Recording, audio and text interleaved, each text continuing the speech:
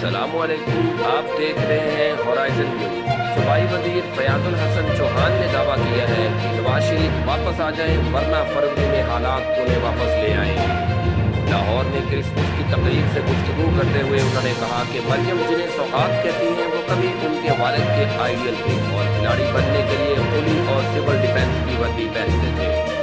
उनका कहना था कि मौलाना फजल रहमान और मरियम नवाज को इस्तीफों की जल्दी है, लेकिन रुसवाई और जग हंसाई मरियम और फजल रहमान के मुकद्दर में लिखी जा चुकी है। फयाज उल हसन चौहान ने दावा किया है कि अपोजिशन के इस्तीफे नहीं आएंगे। बिलावल शहबाज मुलाकात की कुछ असरात सामने आ चुके, बाकी जल्द आ जाएंगे। बिलावल और शहबाज शरीफ के पल्ले कुछ नहीं। आज या पार वालों की हालत ये है कि पूरा पीडीएम लाचार हो गया है।